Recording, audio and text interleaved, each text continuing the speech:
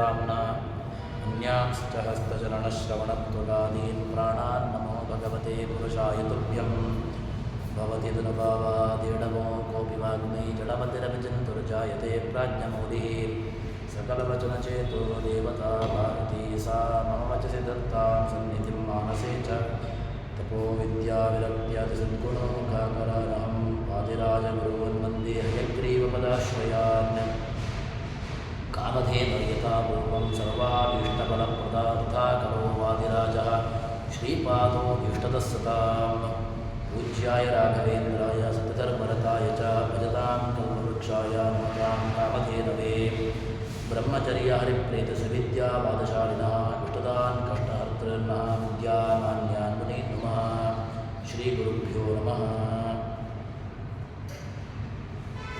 ಬೃಹತಿ ಛಂದಸ್ಸಿನ ಮಾಹಾತ್ಮ್ಯವನ್ನು, ಬೃಹತಿ ಛಂದಸ್ಸಿನ ಶ್ರೇಷ್ಠತೆಯನ್ನು ಐತರೇಯ ಉಪನಿಷತ್ತು ಕೊಂಡಾಡ್ತಾ ಇದೆ.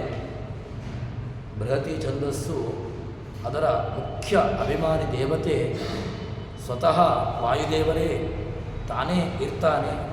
ವಾಯುದೇವರೇ ಆ ಬೃಹತಿ ಮಂತ್ರದ ಮುಖ್ಯ ಪ್ರತಿಪಾದಿ ದೇವತೆ ಭಗವಂತ. ಅದು ಸಹಸ್ರನಾಮದ 1000 ನಾಮಗಳನ್ನು ಇಟ್ಟುಕೊಂಡು ನಾವು ಸಮನ್ವಯ ಮಾಡಿದೆವು. ಅದಾದ ಮೇಲೆ ಅದಕ್ಕೆ ಆ ಮಂತ್ರಗಳಿಗೆ, ಬೃಹತಿ ಮಂತ್ರಗಳಿಗೆ ಅದರಂತರದ ಅಭಿಮಾನಿ ದೇವತೆಯನ್ನು, ಪ್ರಾಣದೇವರನ್ನು ಹೇಳಿದರು.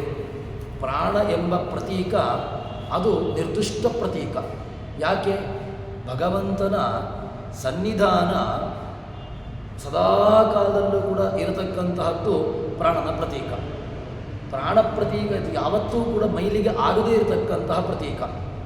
ಮೈಲಿಗೆ ಆಗದೇ ಇರತಕ್ಕಂತಹ ಪ್ರತೀಕ ಅಂತ ಹೇಳಿದರೆ ರುದ್ರದೇವರಲ್ಲಿಯೂ, ಇಂದ್ರನಲ್ಲಿ, ಅದೇ ರೀತಿಯಾಗಿ ಇತರ ದೇವತೆಗಳಲ್ಲಿಯೂ ಕೂಡ ಭಗವಂತನ ಸನ್ನಿಧಾನ ಇದೆ. ರುದ್ರದೇವರು ಭಗವಂತನ ರಾಮದೇವರು ರಾವಣನನ್ನು ಕೊಂದಾಗ ರುದ್ರ ಒಂದು ಕ್ಷಣ ರಾಮನ ಮೇಲೆ ಅವನು ಯುದ್ಧವನ್ನು ಸಾರಿದ. ಯಾಕೆ ಅಂತಂದರೆ ನನ್ನ ಏನು ಭಕ್ತನಾಗಿರತಕ್ಕಂಥವನು ರಾವಣ, ಅವನನ್ನು ನೀನು ಸಂಹಾರ ಮಾಡಿದ ಕಾರಣ ಅದಕ್ಕೋಸ್ಕರವಾಗಿ ಏನಾಯಿತು, ಸಂಹಾರ ಮಾಡಿದ ಕಾರಣ ನಿನ್ನನ್ನು ನಾನು ನನ್ನ ಜೊತೆಗೆ ಯುದ್ಧವನ್ನು ಮಾಡು ಅಂತ ಹೇಳಿಕೊಂಡು ಅವನು ಯುದ್ಧವನ್ನು ಸಾರಿದ. ಅಂದರೆ ಏನಾಯಿತು, ಆ ಪ್ರಾಣ ರುದ್ರದೇವರ ಪ್ರತೀಕದಲ್ಲಿ ಒಂದು ಕ್ಷಣ ಕಲಿಯಾವೇಶ, ಯಾವುದೋ ಒಂದು ದುಷ್ಟವಾಗಿರ್ತಕ್ಕಂತಹ ಆವೇಶ ಅಲ್ಲಿ ಆಯಿತು. ಆದರೆ ಯಾವ ಕಾಲಕ್ಕೂ ಕೂಡ ಒಂದು ಮೈಲಿಗೆ ಆಗದೇ ಇರತಕ್ಕಂಥ, ಕಿಂಚಿತ್ತೂ ಕೂಡ ದೋಷ ಸ್ಪರ್ಶವಾಗದೇ ಇರತಕ್ಕಂತಹ ಪ್ರತೀಕ ಅಂತ ಹೇಳಿದರೆ ಅದು ರುದ್ರ ಪ್ರಾಣ ಪ್ರತೀಕ. ಅಂತಹ ಪ್ರಾಣ ಪ್ರತೀಕವನ್ನು ಇಲ್ಲಿ ತಿಳಿಸಿಕೊಡ್ತಾರೆ. ಅದಾದ ಮೇಲೆ ಐತರೇಯೋ ಭಗವಾನ್ ಸ್ತನ್ನೇತ್ಯಾಹ ರಮಾಪತಿ ನಾನಾಚಂದ ಪ್ರಶಂಸಾನಿ ಪ್ರಮಾಣರಹಿತತ್ವತಃ. ಅದಾದ ಮೇಲೆ ಹೀಗೆ ಆ ಎಲ್ಲ ಛಂದಸ್ಸುಗಳಲ್ಲಿ ಬೃಹತಿ ಎಂಬ ಛಂದಸ್ಸು ಅತ್ಯಂತ ಉತ್ಕೃಷ್ಟವಾಗಿರತಕ್ಕಂತಹ ಛಂದಸ್ಸು ಎಂಬುದನ್ನು ಉಪನಿಷತ್ತು ತಿಳಿಸಿಕೊಡ್ತದೆ. ಹೀಗೆ ಹೇಳಿದ ನಂತರ ಆ ಉಪನಿಷತ್ತು ಮುಂದೆ ಹೇಳ್ತದೆ, ಸೋಯಮಾತ್ಮ ಸರ್ವದ ಶರೀರೇ ಪರಿವೃತ ತದ್ಯತ ಅಯಮಾತ್ಮ ಸರ್ವದ ಶರೀರೇ ಪರಿವೃತ ಏವಮೇವ ಬೃಹತಿ ಸರ್ವದಶ್ಚಂದೋ ವಿಪರಿವೃತ. ಹೇಗೆ ಎಲ್ಲ ಛಂದಸ್ಸುಗಳಲ್ಲಿ ಪರಿವೃತವಾಗಿರತಕ್ಕಂತಹ, ಆವರಿಸಿರತಕ್ಕಂತಹದ್ದು ಯಾವುದು ಅಂತ ಕೇಳಿದರೆ ಹೇಳ್ತಾರೆ, ದೇಹ. ಈ ದೇಹ ಎಂಬುದಿದೆ. ದೇಹದಲ್ಲಿ ಇತರ ಅಂಗಗಳು, ಕೈ, ಕಣ್ಣು, ಇಂದ್ರಿಯಗಳು ಎಲ್ಲವೂ ಕೂಡ ಇರತಕ್ಕಂತಹದ್ದು. ಎಲ್ಲ ಇಂದ್ರಿಯಗಳು ಕೂಡ ಅದು ಏನಾಗಿದೆ ಅಂತ ಕೇಳಿದರೆ ಸದಾ ಕಾಲದಲ್ಲೂ ಕೂಡ ಅದರ ಜೊತೆಗೆ ನಮ್ಮ ದೇಹವನ್ನು ಪ್ರತ್ಯೇಕವಾಗಿ ನಾವು ಹೇಳಲಿಕ್ಕಿಲ್ಲ. ಏನಾಗಿದೆ ದೇಹ ಅಂತ ಹೇಳಿದರೆ ಅಂಗ ಪ್ರತ್ಯೇಕವಾಗಿರತಕ್ಕಂತಹದ್ದು ದೇಹ ಅಂತೇನಿಲ್ಲ. ಅಂಗಗಳು ಕೂಡಿರತಕ್ಕಂಥದ್ದು ದೇಹ ಅಂತ ಕರೆಯುವಂತಹದ್ದು. ಕೈ, ಕಾಲು, ಇದು ಕೈಯ ಭಾಗ. ಅಥವಾ ಕಾಲು ಏನು ಕೈ ಒಂದು ಬೇರೆ ಆಯಿತು ಅಂತ ಹೇಳಿದ್ರೆ ಕೈ ಅದೊಂದು ದೇಹದ ಭಾಗ ಅಷ್ಟೇ. ಅದೇ ರೀತಿಯಾಗಿ ದೇಹ ಎಂಬುದು ಹೇಗೆ ಅಂತ ಕೇಳಿದರೆ ಆ ಎಲ್ಲ ಇಂದ್ರಿಯಗಳ ವ್ಯವಸ್ಥಿತವಾಗಿರತಕ್ಕಂಥದ್ದನ್ನೇ ನಾವೇನು ಹೇಳ್ತೇವೆ ಅದನ್ನು ದೇಹ ಅಂತ ಕರಿತೇವೆ. ಅದೇ ರೀತಿಯಾಗಿ ಈ ಉಪನಿಷತ್ತು ಈ ಬೃಹತಿ ಹೇಗೆ ಅಂತ ಕೇಳಿದರೆ ಎಲ್ಲ ಛಂದಸ್ಸುಗಳು ಅದರ ಸುತ್ತಲೂ ಕೂಡ ಅಂದರೆ ಅದನ್ನು ಆಶ್ರಯಿಸಿಕೊಂಡು ಅದೊಂದು ರೀತಿಯಾಗಿರ್ತಕ್ಕಂಥ ತಾಯಿ ಬೇರು ಅಂತ ಇಟ್ಟುಕೊಳ್ಳುವ, ಅದೊಂದು ಮೂಲ ಅಂತ ಇಟ್ಟುಕೊಳ್ಳುವ.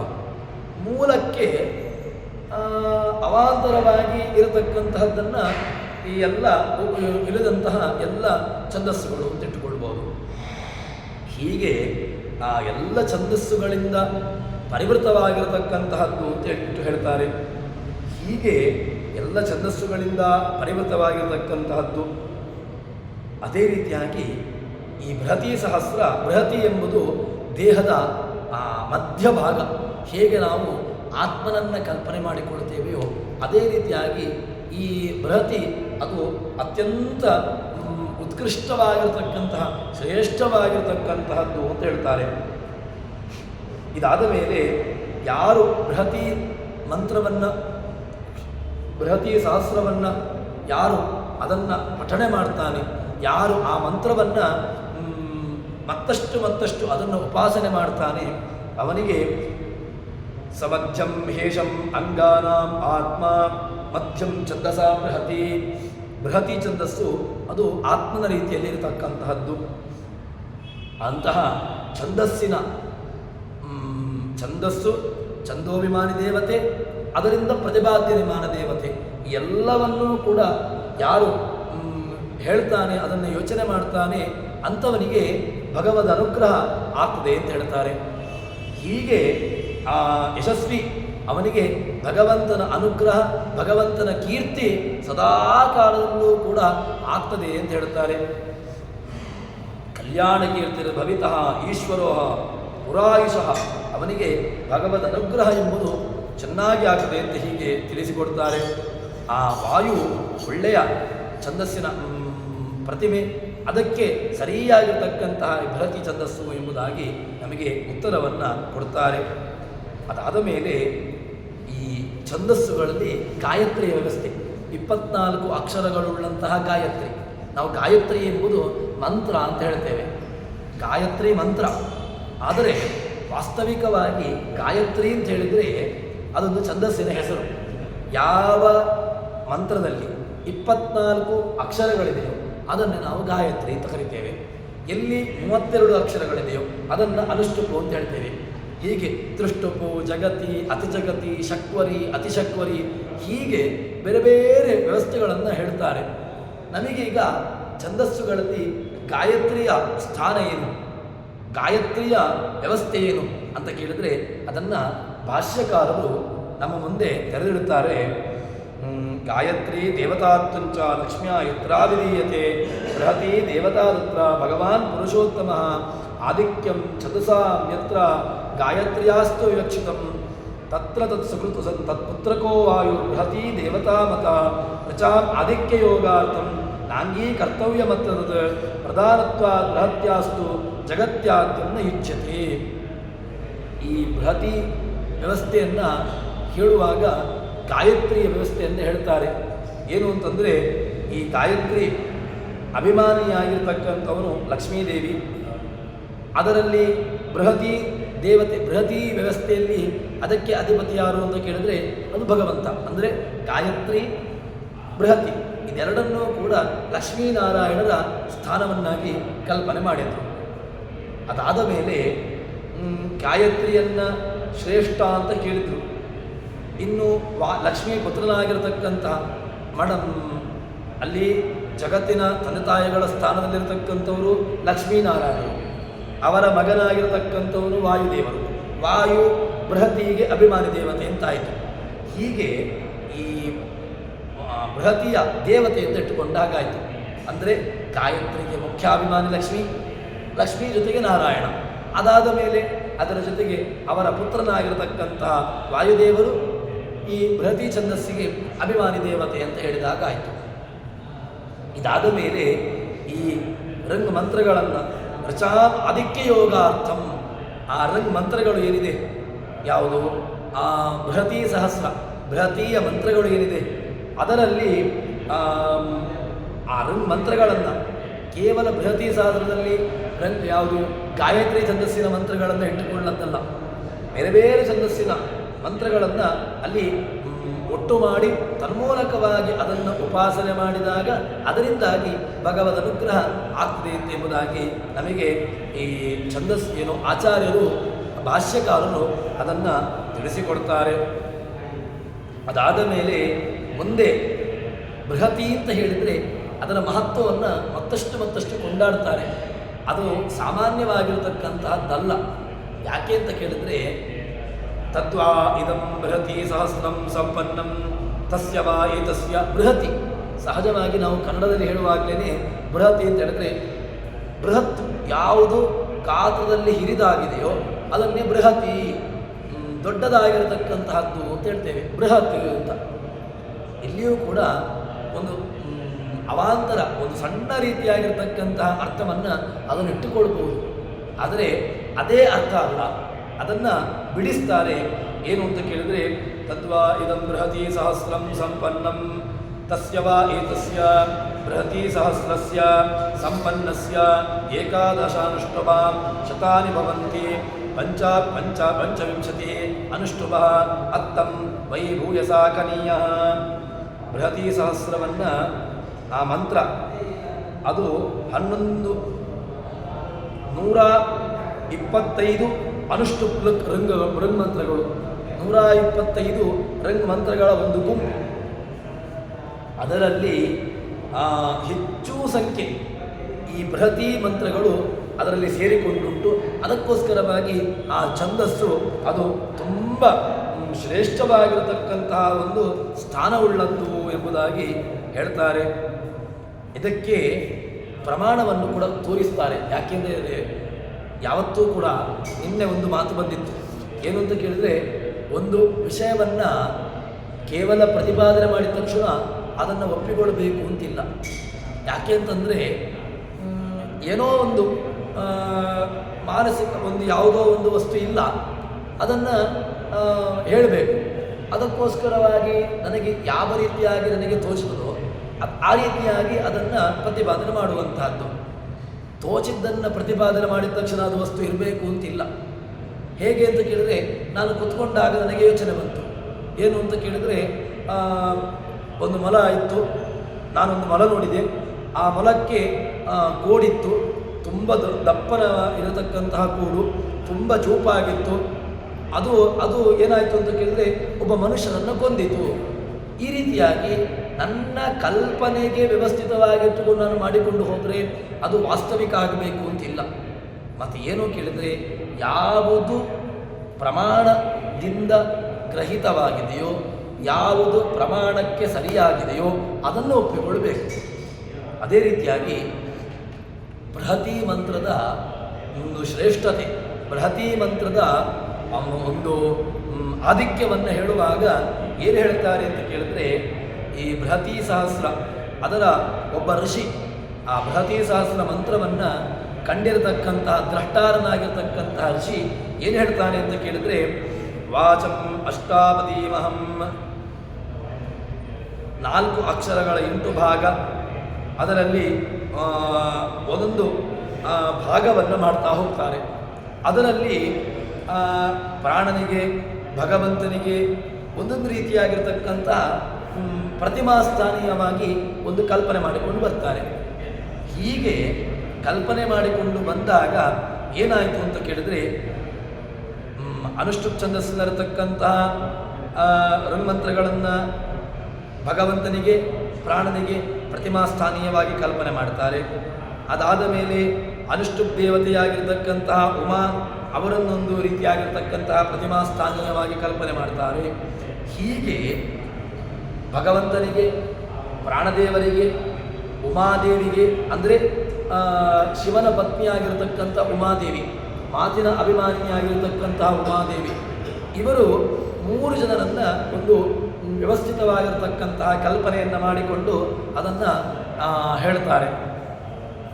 ಹೀಗೆ ಆ ಬೃಹತೀ ಸಹಸ್ರಕ್ಕೆ ಏನು ಅಷ್ಟು ಮಹತ್ತರವಾಗಿರತಕ್ಕಂತಹ ಹಿರಿದಾಗಿರತಕ್ಕಂತಹ ಸ್ಥಾನವನ್ನು ನಮಗೆ ಉಪನಿಷತ್ಕಾರರು ಕೊಟ್ಟಿದ್ದಾರೆ ಅಂತ ಗೊತ್ತಾಗ್ತದೆ. ಹೀಗೆ ಅದರ ಮಹತ್ವವನ್ನು ಹೇಳಿದ ಮೇಲೆ ಅದರ ನಂತರ ಏನು ಹೇಳ್ತಾರೆ ಅಂತ ಕೇಳಿದರೆ, ಬೃಹತೀ ಸಹಸ್ರದಲ್ಲಿ ಇರತಕ್ಕಂತಹ ಸಭಾ ಏಷಃ ವಾಚಃ ಪರಮೋ ವಿಕಾರಃ ಇದೇ ತನ್ಮಹದುಕ್ತಂ, ಅದರ ಅಕಾರ ವಾಚ್ಯ ಮೊದಲಿಗೆ ಅಕಾರವನ್ನು ಇಟ್ಟುಕೊಳ್ತಾರೆ. ಏನು ಅಂತ ಕೇಳಿದರೆ ತುಂಬ ದೊಡ್ಡ ವ್ಯಾಖ್ಯಾನವನ್ನು ಮಾಡ್ತಾರೆ. ಏನು ಅಂತ ಕೇಳಿದರೆ, ಈ ಪರಮವಿಕಾರ ಬೃಹತೀ ಸಹಸ್ರದ ಅಕಾರ ಎಂಬಂತಹ ಶಬ್ದದ ವಿಕಾರ ಅದು ದೊಡ್ಡ ವ್ಯವಸ್ಥೆಯನ್ನು ಉಪನಿಷತ್ಕಾರರು ನಮ್ಮ ಮುಂದೆ ತೆರೆದಿರುತ್ತಾರೆ. ಏನು ಅಂತ ಕೇಳಿದರೆ, ಅಕಾರ ಪ್ರಥಮಂ ನಾಮ ವಿಷ್ಣೋ ಸರ್ವಗುಣಾನ್ರುವನ್ ಸರ್ವದೋಷ ವಿರುದ್ಧತ್ವ ಗುಣಾನಾಂ ಅನ್ಯತಾಮಪಿ ವಿಷ್ಣೋರ್ವದಿತ ಜೀವೇಭ್ಯ ಜಡಶ್ಚೈವ ಸರ್ವದಾ. ಅದನ್ನು ಅಕಾರದ ಒಂದು ಅರ್ಥವನ್ನು ಉಪನಿಷತ್ತು ನಮ್ಮ ಮುಂದೆ ಅದರ ವಿಭಾಗವನ್ನು ತೆರೆದಿಡತಕ್ಕಂತಹ ಒಂದು ಬಗೆ ಬಹಳ ಅದ್ಭುತವಾಗಿದೆ.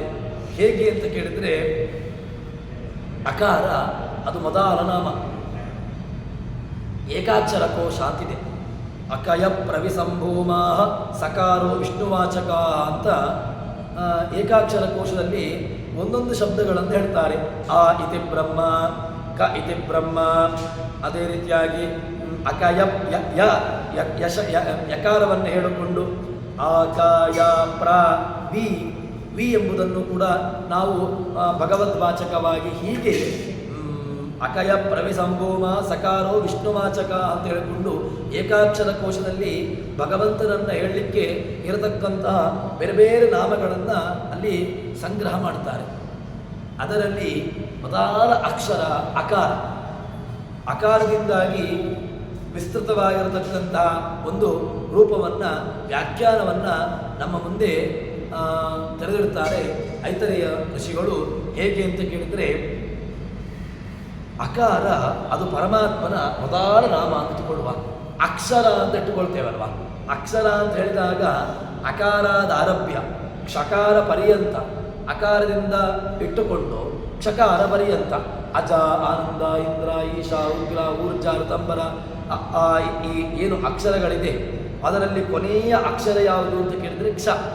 ಕ್ಷ ಎಂಬುದು ಕೊನೆಯಲ್ಲಿ ನಿರತಕ್ಕಂಥ ಕೊನೆಯ ಅಕ್ಷರ.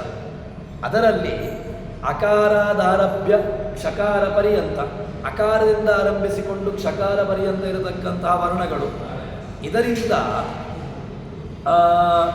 ಏನು ಹೇಳತಕ್ಕಂತಹ ವರ್ಣಗಳು, ಇದರಿಂದ ಆರಂಭವಾಗತಕ್ಕಂತಹ ವರ್ಣಗಳು, ಇದೆಲ್ಲ ವರ್ಣಗಳು ಕೂಡ ಯಾರನ್ನ ಹೇಳ್ತದೆ ಅಂತ ಕೇಳಿದಾಗ ಅದಕ್ಕೆ ಐತರೇಯ ಉಪನಿಷತ್ತು ಕೊಡತಕ್ಕಂತಹ ಮಾತು ವ್ಯಾಖ್ಯಾನ ಏನು ಅಂತ ಕೇಳಿದರೆ, ಈ ಅಕಾರ ಎಲ್ಲ ಗುಣಗಳನ್ನು ಹೇಳ್ತದೆ.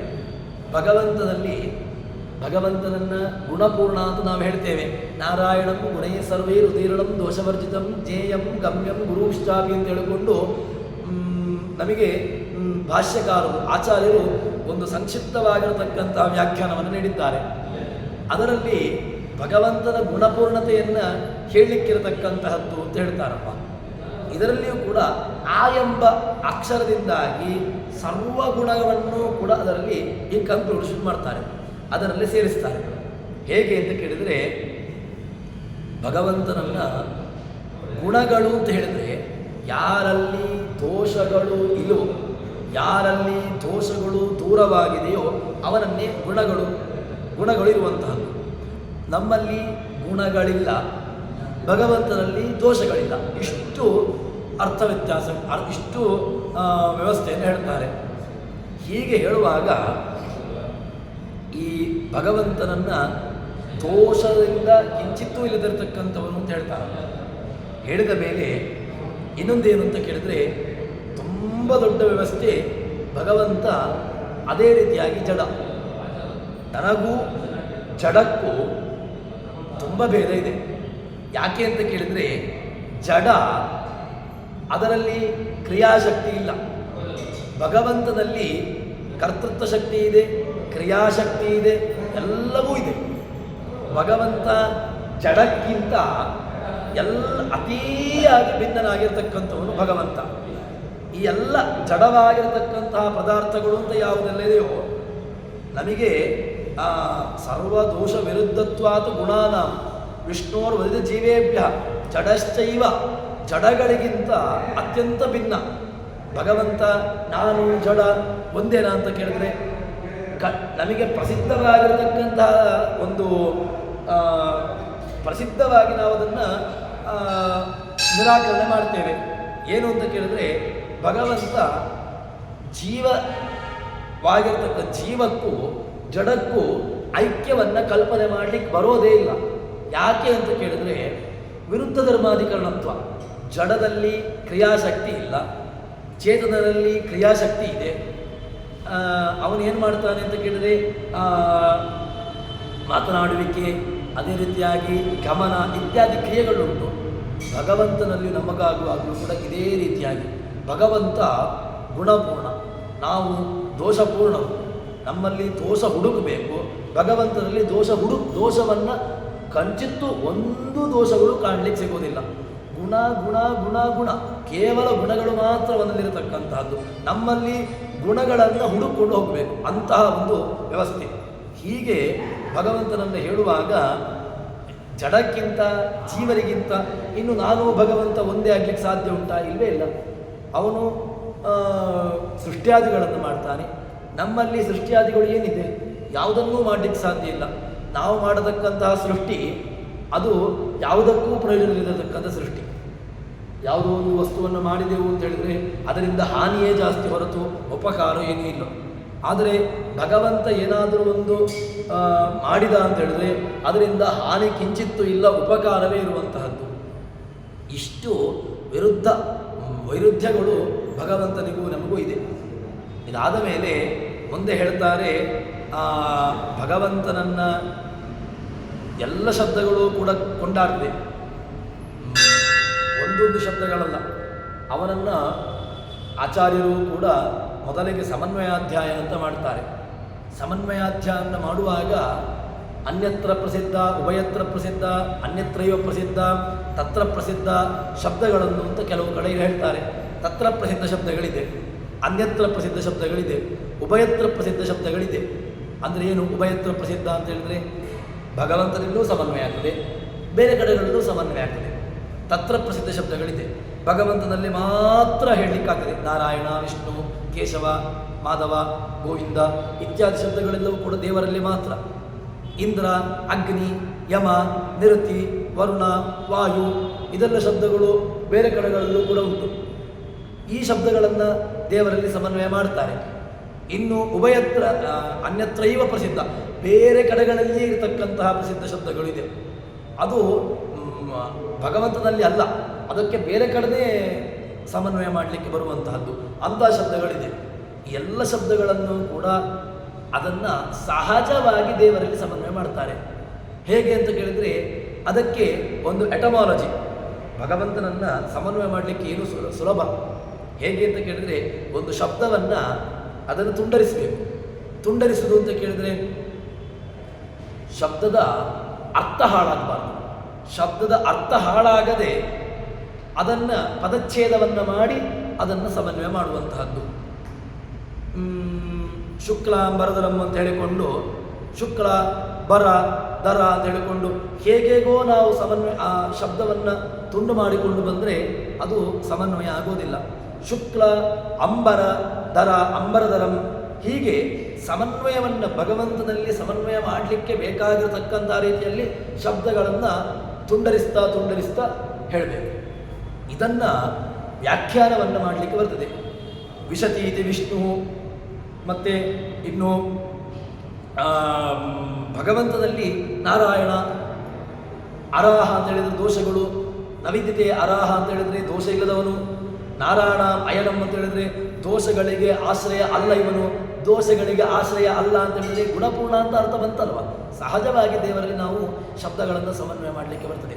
ಅದೇ ರೀತಿಯಾಗಿ ಭಗವಂತನಲ್ಲಿ ಎಲ್ಲ ಶಬ್ದಗಳನ್ನು ಕೂಡ ಭಗವಂತನಲ್ಲಿ ಚೆನ್ನಾಗಿ ಸಮನ್ವಯವನ್ನು ಮಾಡ್ತಾರೆ. ಹೀಗೆ ಸಮನ್ವಯವನ್ನು ಮಾಡ್ತಾ ಅದರ ಮೇಲೆ ವೇದಗಳಿಗೆ ವ್ಯವಸ್ಥೆಯನ್ನು ಹೇಳ್ತಾರೆ. ಏನಾಗಿದೆ ಕೇಳಿದ್ರೆ ವ್ಯಾಖ್ಯೇಯ ರೂಪತ್ವಂ. ಭಗವಂತನನ್ನು ಚೆನ್ನಾಗಿ ಹೇಳತಕ್ಕಂತಹದ್ದು ಯಾವುದು ಅಂತ ಕೇಳಿದ್ರೆ ವೇದಗಳು. ವೇದಗಳಿಗಿಂತ ಭಿನ್ನವಾಗಿ ಬೇರೊಂದು ದೇವರನ್ನು ಹೇಳಲಿಕ್ಕೆ ಬೇರೆ ಶಬ್ದಗಳೇ ಇಲ್ಲ. ಯಾಕೆ ಅಂತ ಕೇಳಿದ್ರೆ ದೇವರನ್ನು ಹೇಳಲಿಕ್ಕೆ ಮೊದಲಿಗೆ ಇದ್ದದ್ದು ಯಾವುದು ಅಂತ ಕೇಳಿದ್ರೆ, ಮೊದಲಿಗೆ ಹೊರಟದ್ದು ಯಾವುದು ಅಂತ ಕೇಳಿದ್ರೆ ವೇದಗಳೇ. ವೇದಗಳು ದೇವರನ್ನು ಹೇಳದೆ ಬೇರೆ ಯಾರನ್ನು ಕೂಡ ಹೇಳಲಿಕ್ಕಾಗೋದು. ವೇದದಷ್ಟು ನಿರ್ಭರವಾಗಿ ಗಟ್ಟಿಯಾಗಿ ಹೇಳುವಂತಹದ್ದು ಯಾವುದೂ ಇಲ್ಲ. ಯಾಕೆ? ಆರಂಭದಲ್ಲಿ ಕೃಷ್ಣ ಭಗವದ್ಗೀತೆಯಲ್ಲಿ ಹೇಳುವಾಗಲೂ ಕೂಡ ಹೇಳಿದ್ದೇನು ಅಂತ ಕೇಳಿದರೆ ವೇದಾಂತ ಕೃತ ವೇದ ವಿದೇವ ಚಾಹಂ ಅಂತ. ವೇದವನ್ನು ಮಾಡಿದವನು ಅವನು. ಯಾಕೆ? ವೇದಕ್ಕೆ ಕರ್ತೃ ಇಲ್ಲ, ಅಕರ್ತೃಕವಾಗಿರತಕ್ಕಂತಹದ್ದು ವೇದ. ವೇದಕ್ಕೆ ಒಬ್ಬ ಪುರುಷ ನಿರ್ಮಿತವಾಗಿರತಕ್ಕಂತಹದ್ದಿಲ್ಲ. ವೇದ ಒಂದು ವೇಳೆ ಪುರುಷ ನಿರ್ಮಿತ ಅಂತಾದರೆ ಪುರುಷನಲ್ಲಿರ್ತಕ್ಕಂತಹ ದೋಷ ಅದರಲ್ಲಿ ಬರಬೇಕು. ನಾನು ಯಾವುದೋ ಒಂದು ಗ್ರಂಥವನ್ನು ಮಾಡಿದೆ ಎಂದಿಟ್ಟುಕೊಳ್ಳುವ, ನನ್ನ ದೋಷಗಳು ನಾನು ಯಾವುದೋ ಗ್ರಂಥದಲ್ಲಿ ಮಾಡಿದರೆ ಅದರಲ್ಲಿ ಬರ್ತದೆ. ನನ್ನ ಒಳಗಿರತಕ್ಕಂತಹ ಅಜ್ಞಾನ ಅದು ಬರ್ತದೆ, ನನ್ನಲ್ಲಿರ್ತಕ್ಕಂತಹ ಒಳಗಿರತಕ್ಕಂತಹ ರಾಗದ್ವೇಷಾದಿಗಳು ಬರಬಹುದು. ನಾನು ಯಾವುದೋ ಒಬ್ಬನನ್ನು ನಿಂದನೆ ಮಾಡಿಕೊಂಡು ಒಂದು ಗ್ರಂಥ ಬರದೆ ಅಂತಾದರೆ ಅದಾವಾಗ ನನ್ನಲ್ಲಿರ್ತಕ್ಕಂತಹ ದೋಷ ಅದು ಲೇಖನದಲ್ಲಿ ಬರಲಿಕ್ಕೆ ಸಾಧ್ಯ ಇದೆ. ಯಾಕೆ? ಸಹಜವಾಗಿರ್ತಕ್ಕಂತಹ ದೋಷ, ಪುರುಷನಲ್ಲಿರ್ತಕ್ಕಂತಹ ದೋಷ ಅದು ಯಾವುದು ವ್ಯಕ್ತಿಯಲ್ಲಿರ್ತಕ್ಕಂಥ ದೋಷ ಬರ್ತದಲ್ವ. ಆದರೆ ವೇದ ಯಾರೂ ಮಾಡಿದ್ದು ಅಲ್ಲ. ವೇದಕ್ಕೆ ಒಬ್ಬ ಕರ್ತೃ ಇಲ್ಲ, ಅಕರ್ತೃಕವಾಗಿರತಕ್ಕಂತಹದ್ದು ವೇದ. ವೇದ ಹಾಗಾದರೆ ವೇದ ಎಲ್ಲಿತ್ತು ಅಂತ ಕೇಳಿದ್ರೆ ವೇದ ಭಗವಂತನ ಬುದ್ಧಿಯಲ್ಲಿತ್ತು. ವೇದವನ್ನು ಭಗವಂತ ಏನು ಮಾಡಿದ? ಭಗವಂತನಿಂದಾಗಿ ಅದು ವ್ಯಕ್ತವಾಯಿತಷ್ಟೇ. ಎಲ್ಲ ರೀತಿಯಲ್ಲಿರ್ತಕ್ಕಂತಹ ವೇದಗಳು ಭಗವಂತನಿಂದ ವ್ಯಕ್ತವಾಯಿತು. ಹೈಗ್ರೀವ ರೂಪದಲ್ಲಿ ಭಗವಂತ ಅದರನ್ನು ಆರಂಭದಲ್ಲಿ ಭಗವಂತ ಏನು ಮಾಡಿದ? ಕೊಟ್ಟ. ಹಾಗಾದರೆ ಋಷಿಗಳು ಮಾಡಿದ್ದೇನು? ನಾವು ಋಷಿಗಳನ್ನು ಋಕ್ಸಂಹಿತ ಯಾಗದಲ್ಲಿ ವಿಶ್ವಾಮಿತ್ರ ಋಷಿ ಅಂತ ಹೇಳಿಕೊಂಡು ಅಥವಾ ಯಾವುದೋ ಒಂದು ಗಾಯತ್ರಿ ಆದಿಗಳನ್ನು ಮಾಡುವಾಗ ವಿಶ್ವಾಮಿತ್ರ ಋಷಿ ಗಾಯತ್ರಿ ಛಂದ ಹೇಳಿಕೊಂಡು ನಾವು ಮಾಡ್ತೇವಲ್ವ. ಯಾವುದೋ ಒಬ್ಬ ಋಷಿಯನ್ನು ಸ್ಮರಣೆ ಮಾಡ್ತೇವಲ್ವ. ಏನಾಯಿತು ಇವರಿಗೆ ಯಾಕೆ ಅಂತ ಕೇಳಿದರೆ ವೇದ ಅವರು ದ್ರಷ್ಟಾರರು, ವೇದ ದ್ರಷ್ಟೃಗಳು. ವೇದ ದ್ರಷ್ಟೃಗಳು ಅಂತ ಹೇಳಿದರೆ ವೇದವನ್ನು ಕಂಡುಕೊಂಡವರು. ಅವರು ಏನು ಮಾಡಿದ್ರು ಅಂತ ಕೇಳಿದರೆ ಒಂದು ಕಡೆ ಕೂತಾಗ ಏನು ಮಾಡಿದ್ರು? ವೇದಗಳು ಅವರಿಗೆ ಭಗವಂತನನ್ನು ಸ್ಮರಣೆ ಮಾಡ್ತಾ ಮಾಡ್ತಾ ಮಾಡ್ತಾ ಮಾಡ್ತಾ ಅವರ ಮೂಲಕವಾಗಿ ಆ ವೇದ ಮಂತ್ರಗಳು ಅವರ ಮೂಲಕವಾಗಿ ವ್ಯಕ್ತವಾಯಿತು. ಆದ್ದರಿಂದಾಗಿ ವೇದ ಮಂತ್ರಗಳು ಋಷಿಗಳ ಮೂಲಕವಾಗಿ ದ್ರಷ್ಟಾರರು. ಅದಕ್ಕೆ ವೇದ ಮಂತ್ರಗಳನ್ನು ಋಷಿಗಳು ಅಂತ ಹೇಳುವಾಗ ಅವರು ವೇದ ದ್ರಷ್ಟಾರರು ಅಂತ ಕರೆಯುವುದು. ವೇದ ರಚನೆ ಮಾಡಿದವರು ಅಂತ ಅವರನ್ನು ಹೇಳುವುದಲ್ಲ. ಮತ್ತು ವೇದ ಕಂಡವರು, ವೇದವನ್ನು ಕಂಡವರು, ವೇದವನ್ನು ತಮ್ಮ ಬಾಯಿಯ ಮೂಲಕವಾಗಿ, ಅದು ಶ್ರುತಿ, ಅದು ಕಿವಿಯಿಂದ ಕಿವಿಗೆ ಹರಡಿರತಕ್ಕಂತಹದ್ದು. ಶ್ರುತಿ ಅಂತ ಹೇಳಿದರೆ ಒಬ್ಬನಿಂದ ಒಬ್ಬನಿಗೆ ಈ ರೀತಿಯಾಗಿ ಆ ವೇದದ ಪ್ರವಾಹ ಬಂದಿರತಕ್ಕಂತಹದ್ದು. ಹೀಗೆ ಆ ಅದ್ಭುತವಾಗಿರತಕ್ಕಂತಹ ವೇದಗಳು, ಇದರಲ್ಲಿ ವಿಕಾರವೂ ಇಲ್ಲ. ವ್ಯಾಖ್ಯೇಯ ಭಾವ, ಒಂದು ವ್ಯಾಖ್ಯಾನ ಒಂದು ವ್ಯಾಖ್ಯೇಯ. ವೇದಗಳು ವ್ಯಾಖ್ಯಾನ ರೂಪ, ಅದೇ ರೀತಿಯಾಗಿ ಇತರ ಮಂತ್ರಾದಿಗಳೆಲ್ಲವೂ ಕೂಡ ಅದರಲ್ಲಿ ವ್ಯಾಖ್ಯೇಯ ರೂಪಗಳು. ಇದಾದ ಮೇಲೆ ಹೇಳ್ತಾರೆ ಮುಂದೆ ಈ ಬೃಹತಿ ಸಹಸ್ರ ಮಂತ್ರ ಅದು ವ್ಯಾಖ್ಯಾನ ರೂಪವಾಗಿದೆ. ಅಕಾರಕ್ಕೆ ದೊಡ್ಡ ವ್ಯಾಖ್ಯಾನ ಯಾವುದು ಅಂತ ಕೇಳಿದರೆ ಬೃಹತಿ ಸಹಸ್ರ ಮಂತ್ರ. ಈ ಬೃಹತಿ ಸಹಸ್ರ ಮಂತ್ರ ಅಷ್ಟು ಮಹತ್ತರವಾಗಿ, ಯಾಕೆ ಅದನ್ನು ನಾವು ಯಾಗಾದಿಗಳಲ್ಲಿ ಅದನ್ನು ಹೇಳ್ತೇವೆ ಅಂತ ಕೇಳಿದ್ರೆ ಅದು ಭಗವಂತನನ್ನು ಸ್ತೋತ್ರ ಮಾಡತಕ್ಕಂತಹದ್ದು, ಭಗವಂತನ ಗುಣಗಳನ್ನು ಚಿಂತನೆ ಮಾಡತಕ್ಕಂತಹದ್ದು, ಭಗವಂತನನ್ನು ಅವನ ಗುಣಗಳನ್ನು ಯಾಕೆ ನಾವು ಭಗವಂತನನ್ನು ಗುಣಗಳಲ್ಲಿ ಚಿಂತನೆ ಮಾಡಬೇಕು ಅಂತ ಹೇಳಿದರೆ, ಅವನಲ್ಲಿ ಗುಣ ಉಂಟು ಅಂತ ಚಿಂತನೆ ಮಾಡಿದರೆ ನಮ್ಮಲ್ಲಿ ಕಿಂಚಿತ್ತಾದರೂ ಗುಣಗಳು ಬರಲಿಕ್ಕೆ ಸಾಧ್ಯ. ನಮ್ಮಲ್ಲಿ ಗುಣಗಳನ್ನು ಹುಡುಕಬೇಕು, ಭಗವಂತನಲ್ಲಿ ದೋಷವನ್ನು ಹುಡುಕಬೇಕು, ಇಷ್ಟೇ ವ್ಯತ್ಯಾಸ. ಹೀಗೆ ಅಕಾರಕ್ಕೆ ಶ್ರೇಷ್ಠವಾಗಿರತಕ್ಕಂತಹ ವ್ಯಾಖ್ಯಾನ ರೂಪವಾಗಿರತಕ್ಕಂಥದ್ದು ಅಂತ ಹೇಳ್ತಾರೆ. ಅದಾದ ಮೇಲೆ ಎಲ್ಲ ಶಬ್ದಗಳು ಕೂಡ ಅಕಾರದ ಅರ್ಥವನ್ನೇ ಹೇಳಲಿಕ್ಕೋಸ್ಕರ ಇಷ್ಟು ಅಕಾರಕ್ಕಿರತಕ್ಕಂತಹ ಅರ್ಥನ ನಾವು ಅಕಾರ ಅಂತ ಹೇಳಿದರೆ ಏನೋ ಒಂದು ಸಣ್ಣ ಆ ಅಂತ ಹೇಳಿಬಿಡ್ತೇವೆ. ಆದರೆ ಅಕಾರಕ್ಕಿರತಕ್ಕಂತಹ ಮಹತ್ವ ಎಂಥದ್ದು ಅಂತ ಕೇಳಿದ್ರೆ ವ್ಯಾಖ್ಯಾನ ರೂಪ, ಇಡೀ ಭಗವಂತನ ವ್ಯಾಖ್ಯಾನ ರೂಪದಲ್ಲಿರತಕ್ಕಂತಹ ಒಂದು ಉಳಿದಂಥ ಎಲ್ಲ ಶಬ್ದಗಳೂ ಕೂಡ ಅಕಾರದ ಅರ್ಥವನ್ನೇ ಹೇಳಲಿಕ್ಕೆ ಹೊರಟಿರತಕ್ಕಂಥದ್ದು ಅಂತ ಹೇಳ್ತಾರೆ. ವಾಚಕೇಶ ಕೃತೋ ವಿಷ್ಣು ಬೃಹತಿ ಸಹಸ್ರಮತ್ವಂ ಉಕ್ತಂ ಉದ್ದಿಷ್ಟಂ ವ್ಯಾಖ್ಯಾ ಆಕಾರಸ್ಯ, ಆಕಾರದ ಅರ್ಥ ವ್ಯಾಖ್ಯಾನವನ್ನು ರೂಪವಾಗಿರತಕ್ಕಂತಹದ್ದು. ಅನ್ಯೇಪಿ ಶಬ್ದಾ, ಉಳಿದಂಥ ಎಲ್ಲ ಶಬ್ದಗಳು ಕೂಡ ಆ ವ್ಯಾಖ್ಯಾನ ರೂಪವಾಗಿರತಕ್ಕಂತಹದ್ದು ಅಂತ ಹೇಳ್ತಾರೆ. ಹೀಗೆ ಅಷ್ಟು ಬೃಹತ್ತಾಗಿರತಕ್ಕಂತಹ ವ್ಯಾಖ್ಯಾನ ಸ್ವರೂಪವುಳ್ಳಂತಹ ಅಕಾರ ಇಷ್ಟು ತಮ್ಮ ಒಳಗಡೆ ಅಂತರ್ಗರ್ಭದಲ್ಲಿ ಇಷ್ಟು ಅರ್ಥವನ್ನು ಇಟ್ಟುಕೊಂಡಿದೆ ಎಂಬುದಾಗಿ ನಮಗೆ ಉಪನಿಷತ್ತು, ಐತರೇಯ ಉಪನಿಷತ್ತು ನಮ್ಮ ಮುಂದೆ ತೆರೆದಿರುತ್ತದೆ. ಇನ್ನೂ ಅಧಿಕವಾಗಿರತಕ್ಕಂತಹ ಇನ್ನೂ ಅದರ ವ್ಯಾಖ್ಯಾನವನ್ನು ಮುಂದೆ ಹೇಳ್ತಾರೆ. ಅದನ್ನು ನಾಳೆ ಸೇರಿದಾಗ ನೋಡೋಣ ಅಂತ ಹೇಳುವಲ್ಲಿ ಹರಿಪ್ರಿಯತಾ ಶ್ರೀಕೃಷ್ಣಾರ್ಪಿತಮಸ್ತು.